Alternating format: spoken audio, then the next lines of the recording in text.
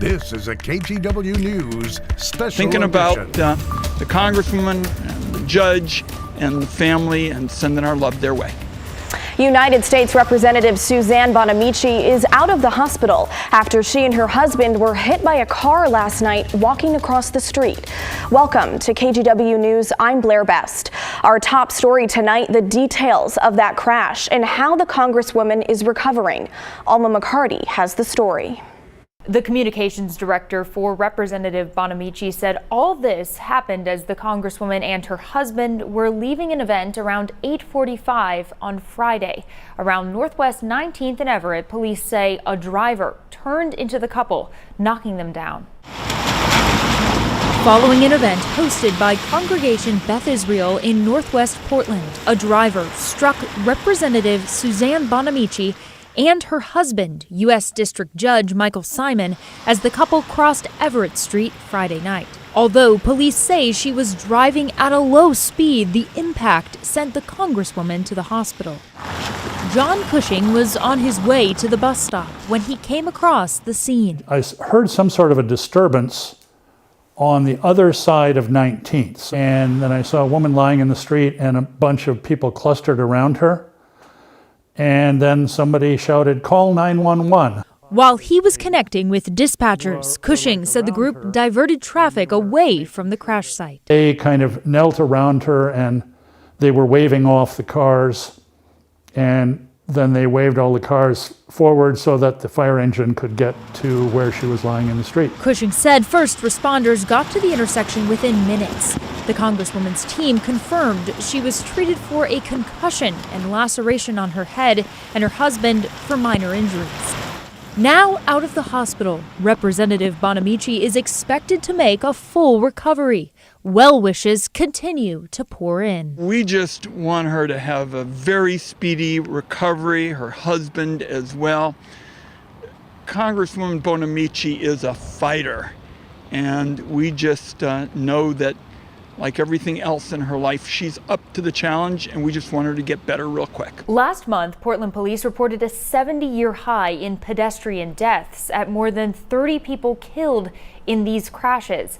PBOT keeps track of the traffic deaths and injuries within the city, but does not have injury data available for the past 2 years. Alma McCarty, KGW News. The body of a missing woman was found in a river in Seaside today. LaDawn Renee Bloom had been missing since early December. Divers with the Clatsop County Sheriff's Office found Bloom under the water inside her car. Today, a tow truck pulled the car from the water. We don't know yet exactly what happened. The investigation is ongoing. Also new tonight, a whale has washed up on the beach on the North Oregon coast. Officials believe the whale is dead. It was spotted at Fort Stevens State Park this afternoon and is still there. Due to current high tides, the National Oceanic and Atmospheric Administration says they probably won't be able to examine the body of the whale until Monday. The Coast Guard is asking people to stay at least 200 yards away from it. Officials believe it is a sperm whale, but that has not yet been confirmed. Healthcare workers at Kaiser's Sunnyside Medical Center held a picket last night over a staffing crisis. You can see them holding signs here, some of them reading "Better Staff, Better Care" and "Honk for Safe Staffing." The union that represents the workers says they're understaffed and can't care for the community's needs. The union also notes that this issue started before COVID-19. We are fighting for better staffing. What is happening in that hospital would shock you. The number one problem we see is that we don't have enough staff to care for our patients in the way that we would like to care for them. Now the workers want Kaiser to increase staffing levels by 15%. The nurses and other staff told Kaiser about the planned picket earlier this month.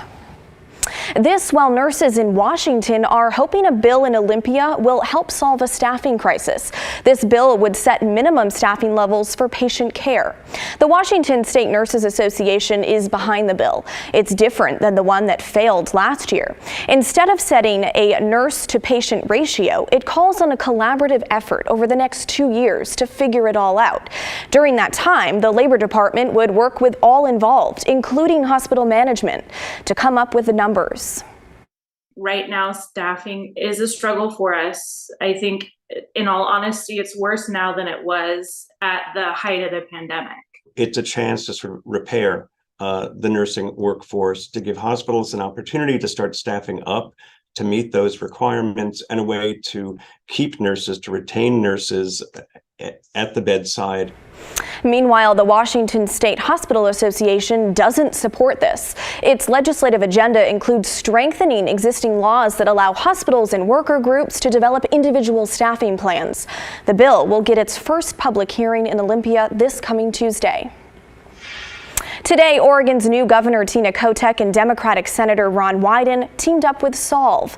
The nonprofit's mission is to help clean up Oregon by hosting litter cleanups and by planting trees and shrubs. Today, Governor Kotek shared the importance of working with groups like Solve to improve the state.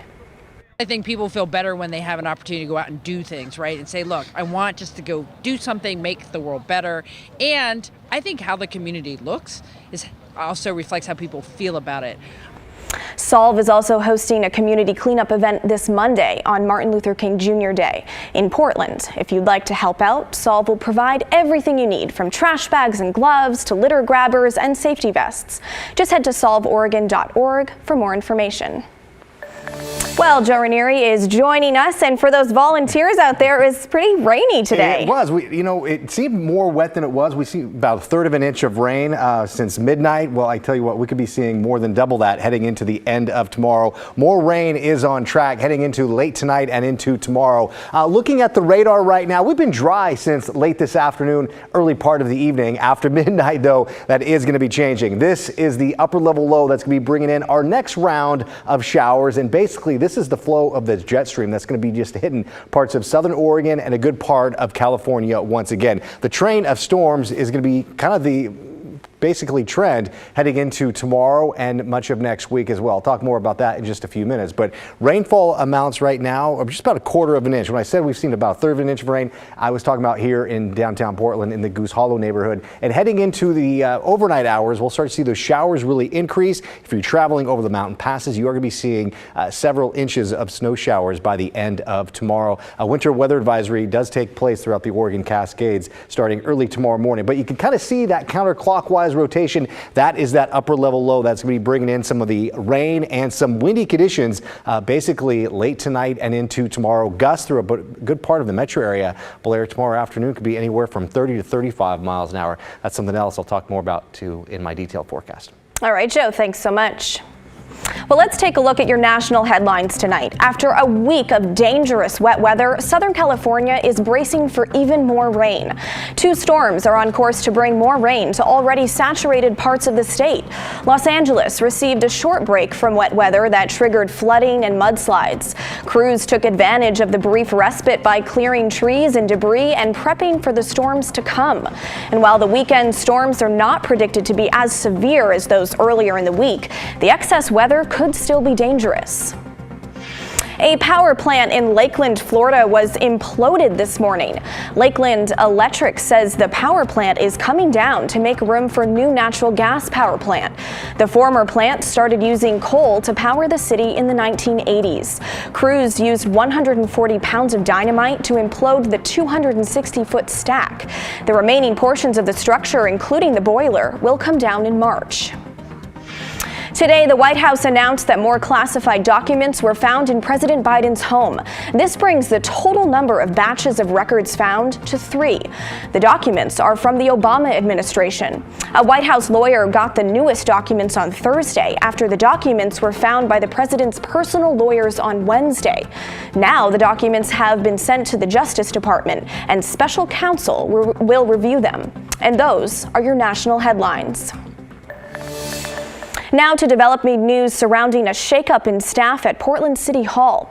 The mayor now says one of his senior advisors was forced out. Earlier this week, former mayor turned advisor Sam Adams said he was resigning from his position due to health reasons. Friday morning, he told the Oregonian and Willamette Week he left on his own terms. But later in the day, Mayor Ted Wheeler told the publications he forced Adams to leave after employees accused Adams of bullying and intimidating intimidating behavior. Wheeler said several female employees filed complaints. Some even left their jobs at City Hall. The mayor said he was disappointed that Adams didn't own up to the real reason for his departure. I was pretty shocked, but I did see that the attendance was declining. Well, it's a big hit to Portland's summer festival season and local beer lovers. This year's Oregon Brewers Festival is canceled. Organizers made the announcement yesterday, and they say low attendance, rising costs, and extreme weather all played into their decision. The festival is typically held in July at Portland's Waterfront Park. Last year, the festival returned for the first time since the start of the pandemic. However, it landed on a week with near 100-degree temperatures. We caught up with brewers at the Nano Beer Fest in Southeast Portland. They're disappointed by the news, but also not too surprised. Brewing is incredibly competitive now. When we started our business in 2010, there were 2,000 breweries in the entire country. There are almost 10,000 now. So there's good beer everywhere. Organizers say they hope to bring the Oregon's Brewers Festival back when the time is right. It's been around for more than 30 years. Well, we all know what a ship is, and we know what a submarine is. Now, put the two together, and you've got an SSV, or a semi-submersible vehicle. Well, as Tim Gordon reports, a Washington State University professor is trying to make it the wave of the future. This is the prototype semi-submersible vehicle, about 1.5 feet long, built at Washington State University by engineering students led by Professor Konstantin Mativ. It combines features of both surface vessels and submarines. So it has most of the hull under the water, small platform above, so it's very difficult to detect. And at the same time, it displaces less water than surface ship. The concept is not new. In fact, some smugglers have used crewed semi-subs to transport contraband.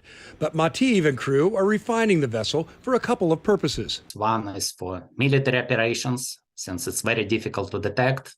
So you can transport fuel, troops, maybe use it in special missions. The WSU team built this small semi-sub out of off-the-shelf and 3D printed parts and have tested it in a few locations by remote control and pre-programmed autonomous direction. The hope is that full-size versions can help the military and become a better way to move goods across oceans with more efficiency and less disturbance than cargo ships. So it will be quite a radical change, I think, for both perception, infrastructure, but there is also benefits like reduced environmental impact, less waves that may destroy coastlines, and you also burn less fuel, so it's more environmentally friendly. Mativ says the development of these SSVs is certainly not complete. They are looking for government and private funding to take this prototype to the next level. But this can be a real breakthrough, since it can radically changes how we see ships. Tim Gordon, KGW News. A sports bar in Portland was packed today as Seahawks fans showed up for today's wild card game. The bar, called Deeply Rooted, has large projection screens, pool tables, and a golf and soccer simulator lounge. And get this, Deeply Rooted is plant-based, which means the food there is vegetarian friendly. The spot opened up last month, and tonight fans watched the Seattle Seahawks take on the San Francisco 49ers. In the end, the 49ers won 41-23.